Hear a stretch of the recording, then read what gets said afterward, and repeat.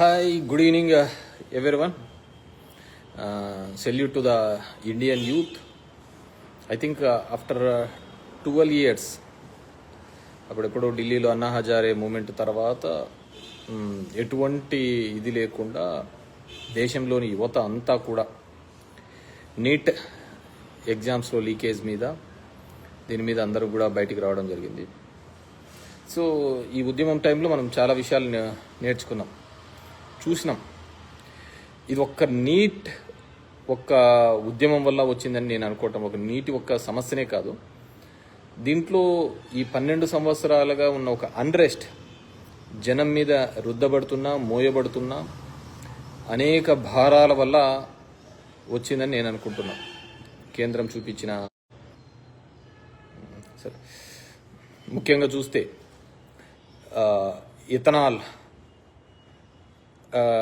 దీంట్లో కలిపే అంశంలో కావచ్చు, ఎలక్షన్ ప్రాసెస్ మీద, ఎలక్షన్లో జరుగుతున్న అవకతవకలు, దాన్ని ఏ విధంగా హ్యాండిల్ చేస్తున్న పద్ధతి, దేవుని పేరు మీద రాజకీయాలు, మతపరమైన విద్వేషాలు, అదేవిధంగా దేశం ఆర్థికంగా ఏ విధంగా దెబ్బతింటుంది, ఇలా చాలా కారణాలు ఉన్నాయి. దేశం ఏ విధంగా ఇబ్బందులకరమైన పరిస్థితులు, ఆర్థికంగా కుంగిపోయే పరిస్థితి, దాన్ని పట్టించుకోలేనంత పరిస్థితులలో కేంద్రం ఉండడం, ఇలాంటివన్నింటినీ కూడా మిక్స్ అయిపోయి ఇంత ఆందోళన చెందినారు జనము అనుకుంటున్నాను.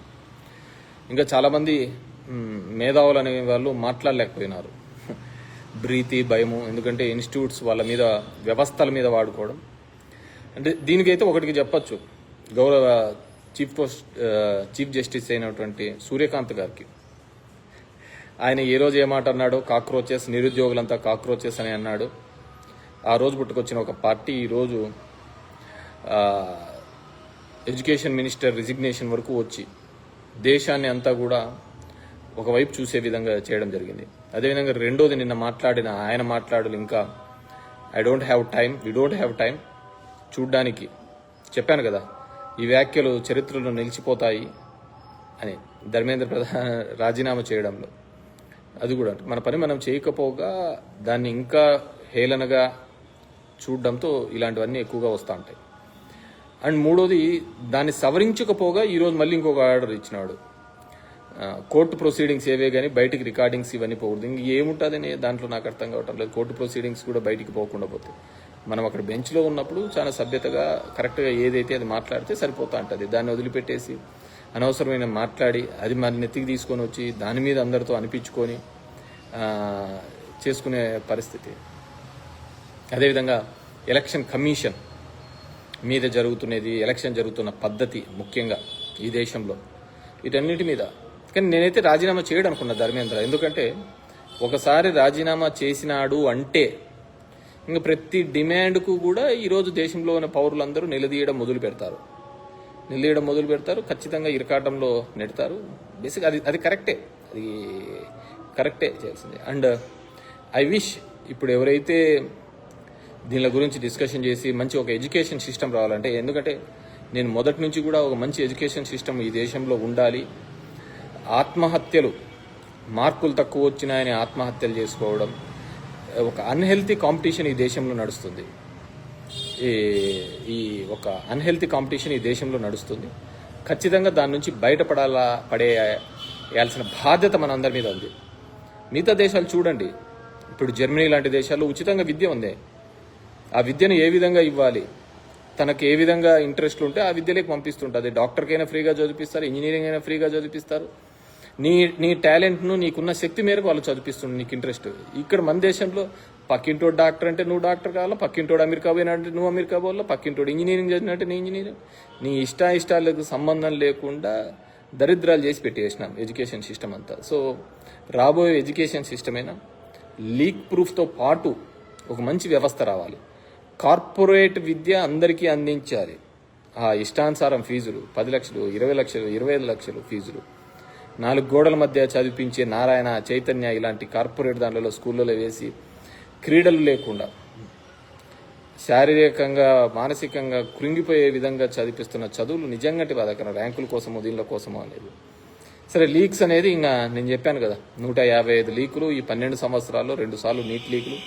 అదేవిధంగా సిబిఐ నిన్న ఇచ్చిన దాంట్లో ప్రధాన నిందితుల మీద ఎటువంటి సాక్ష్యాలు లేవు అని నేను చెప్పాను కదా. నేను 10th చదివేటప్పుడు, +1 చదివేటప్పుడు, +2 చదివేటప్పుడు గౌరవ ముఖ్యమంత్రి చంద్రబాబు నాయుడు గారే ముఖ్యమంత్రిగా ఉండేవాళ్ళు. ఈ 3 సంవత్సరాలు పేపర్ లీక్ అయింది. ఈ 3 సంవత్సరాలు పేపర్ లీక్ అయింది. కానీ అది ఒక ఇదిగా పోతున్న సందర్భం, అలవాటైపోయిన సందర్భం. కానీ ఇప్పుడు అలా లేదు. ప్రెజర్స్ ఎక్కువ పెరిగిపోతున్నాయి, ఇబ్బంది పడుతున్నారు, పిల్లలు ఆత్మహత్యలు చేసుకుంటున్నారు. సో ఖచ్చితంగా మిగతా దేశాలన్నింటినీ కూడా అధ్యయనం చేసి ఈ దేశంలో మంచి ఎడ్యుకేషన్ సిస్టమ్, ప్రతి పేదవానికి కూడా ఒక మంచి ఎడ్యుకేషన్ సిస్టమ్, ఇంతకుముందు రైట్ టు ఎడ్యుకేషన్ తీసుకొని వచ్చినారు కానీ దాని ఇంప్లిమెంటేషన్ ఎక్కడ కావటంలా. అది రైట్ టు ఎడ్యుకేషన్తో పాటు క్వాలిటీ ఆఫ్ ఎడ్యుకేషన్, ఎందుకంటే మేము ఉన్నప్పుడు చూసాం, జగన్మోహన్ రెడ్డి గారు చాలా స్కూల్స్ బాగా చెయ్యాలి, నాడు నేడు అనే ఒక కాన్సెప్ట్ తీసుకొని వచ్చి మెడికల్ అండ్ హెల్త్ అదేవిధంగా ఎడ్యుకేషన్ మీద బాగా ప్రియారిటీ పెట్టి చేసినాడు.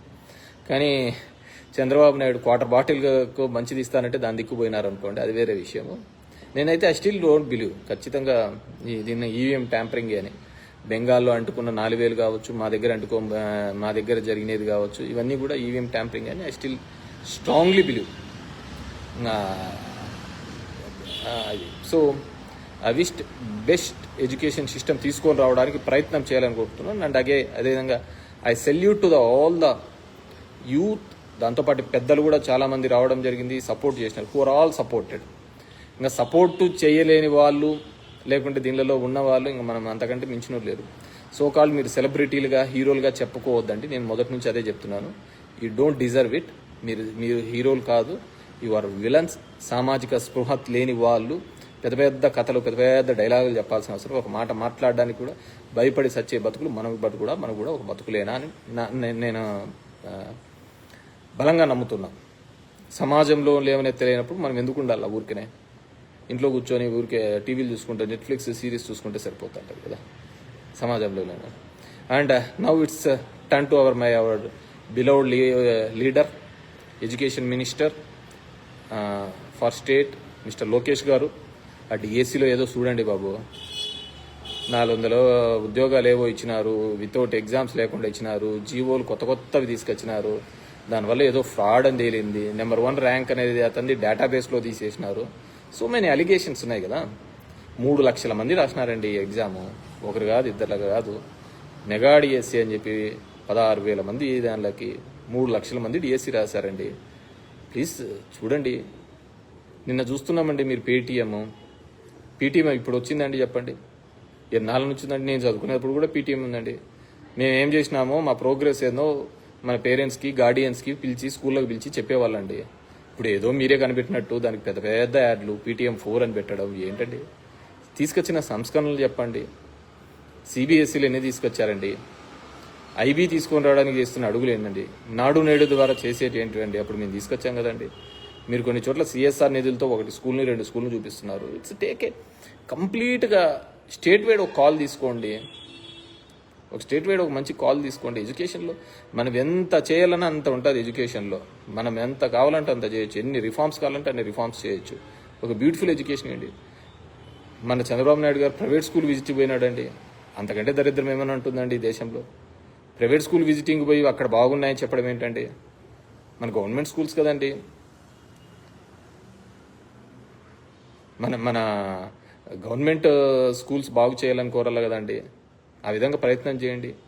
అదేవిధంగా డిఎస్సిలో జరిగిన అక్రమాలు ఏవైతే ఉన్నాయో వాటి మీద ఎంక్వైరీ చెప్పండి. దానికి భేషజాలు పోవద్దండి. మీకు చుట్టుకుంటుంది. ఎవడో చేసిన పాపాలకు ఇది మీ చుట్టుకుంటుంది, మళ్ళీ మీ ప్రభుత్వానికి చుట్టుకుంటుంది. మీరు అన్ని రిఫార్మ్స్ తెచ్చారన్నారు. నిన్న చెప్తున్నారు రాగి జావా ఎప్పుడు ఇస్తారు? ఎడ్యుకేషన్ మినిస్టర్గా మీరు రివ్యూ చేసేటప్పుడు తెలుస్తుంది కదండి. అది కూడా గుర్తుకు లేకపోతే ఎట్లా?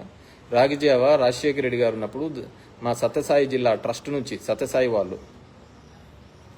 పుట్టపర్తి సత్యసాయి వాళ్ళు రాగి జావాకు వాళ్ళు ఇస్తున్నారండి డబ్బులు. మీరు చిక్కి ఏదో యాడ్ చేశారు, నిన్న చూసామండి.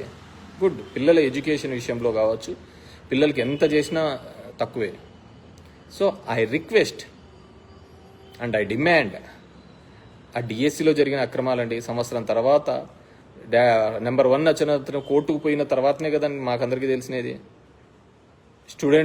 స్పోర్ట్స్ కోటాలో ఏ విధంగా మాయాలు జరిగినాయని. మన ఊరికే బేదరింపుగా జగన్ రెడ్డి ఇంటికి నేను 200 మీటర్ల దూరంలోనే ఉన్నాను, నా ఓపెన్ ఛాలెంజ్ అంటే అలా కాదు కదా. ఎంక్వైరీ చేపియండి. స్పోర్ట్స్ కోటాలో వచ్చిన వాళ్ళందరికీ సర్టిఫికేట్స్ బహిర్గతం చేపియండి. So I request and I demand both మళ్ళీ మీ నెత్తికి చుట్టకుండా. ఎందుకంటే మనం ఏం చేస్తున్నది కూడా పీపుల్ ఆర్ వాచింగ్. జనాల్ని మన దగ్గరగా చూస్తున్నాం. మనం జనంని తక్కువ అంచనా వేయకూడదు. సరే మోసగించుకొని ఎన్నిసార్లైనా గెలుస్తున్నామండి. గెలిచినోడంతా కూడా నిజం చెప్పినట్టు కాదు, గెలిచినోడంతా కూడా కరెక్ట్ అయినట్టు కాదు. సో కాబట్టి గెలిచినదంతా నిజం కాదు. ఎలా గెలిచాము, ఏ విధంగా వాగ్దానాలు ఇచ్చి గెలిచినాము, ఎలా గెలిచాము, ప్రజల ఆలోచన విధానం ఏంటి. సో మీరు మంచి రిఫార్మ్స్ తీసేయచ్చు. మీ దాంట్లో నారాయణ క్యాబినెట్లో ఉన్నంత వరకు, భాష్యం లాంటి వాళ్ళకు రాజ్యసభ ఇచ్చేంత వరకు, చైతన్య లాంటి వాళ్ళకు మీరు తోడుగా ఉన్నంత వరకు ఈ రాష్ట్రంలో education system, government education system బాగుపడదండి. ఎలా బాగుపడుతుంది పాపం? వాళ్ళు మీకు పెద్ద ఫండింగ్ ఇచ్చే బ్యాచ్ అయిపోయారు. ఎలా బాగుపడుతుంది? బాగుపడదు కదా.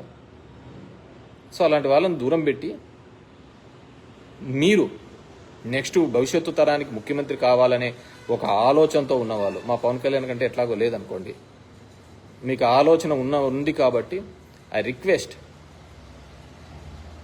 మీరు ఆ విధంగా అడుగులు వేయాలని చెప్పి కోరుకుంటున్నాను. పాపం నిర్మలా సీతారామన్ గారు నిన్న ఒక గ్రేట్ ఎగ్జాంపుల్ చెప్పినారు. అసలు ఈ విధంగా పోస్ట్ పోన్ కావడం వల్ల చదువుకునే వాళ్ళకి మంచి టైం దొరికింది అని.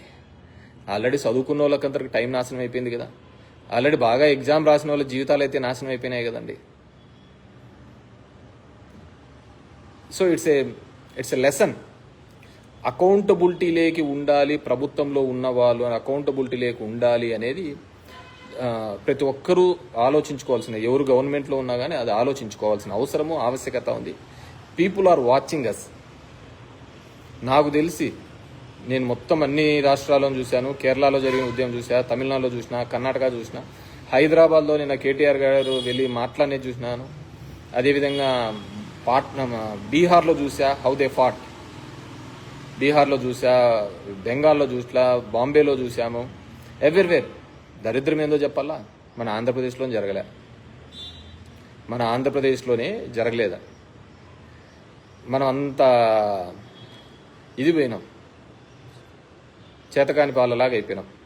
ప్రశ్నించే మాటలు లేకుండా పోయినాయి, ఇది లేకుండా పోతున్నాం. ఇప్పటికైనా నీట్ రాసిన 3 లక్షల మంది ఒక వేదిక మీదకి రండి, ఆలోచించండి.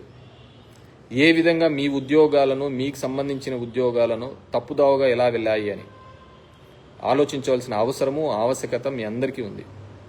ఇదేదో కేతిరెడ్డికి పట్టినేదో, జగన్ రెడ్డికి పెట్టినేదో, వైఎస్ఆర్ పార్టీకి సంబంధించింది కాదు. మీ భవిష్యత్తు మీ దాని గురించి మీరు కూడా ఆలోచించలేదు అనుకో, ఇంకెవడు ఆలోచించాడు. ఎందుకు ఆలోచిస్తాడు?